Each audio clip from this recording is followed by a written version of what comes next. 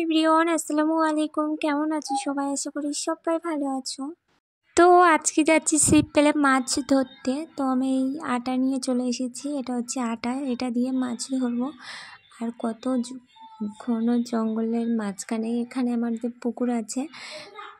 এটা হচ্ছে বড়শি, আর এই বড়শিতে আমি এখন আটা দিয়ে দেবো। আর মাছটা যখন এই আটা খেতে আসবে তখন এই বড়শিটা মাছের গালে বেঁধে যাবে।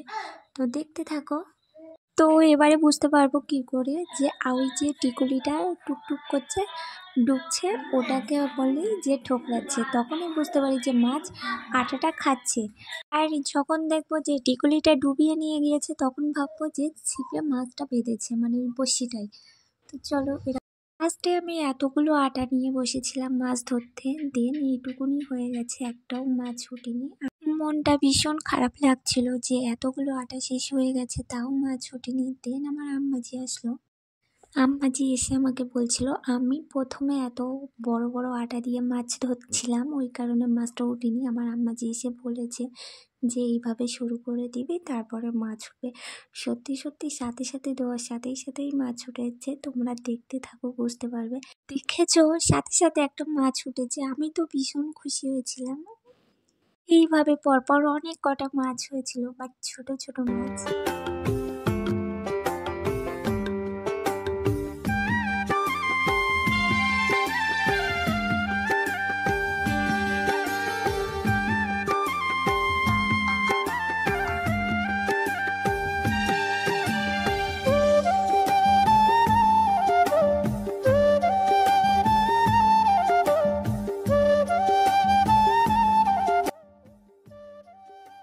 তারপরে আমার আম্মাজি আমাকে খুব ডাকাডাকি করছিল, ওই কারণে আমি আটাগুলো ফেলে দিয়ে এসেছি। আমি বুঝতে পারিনি আম্মাজি কিসের জন্য ডাকছে, কারণ অল্প তো মাছ হয়েছে। এইটুকু মাছ নিয়ে আমি বাড়ি চলে আসলাম।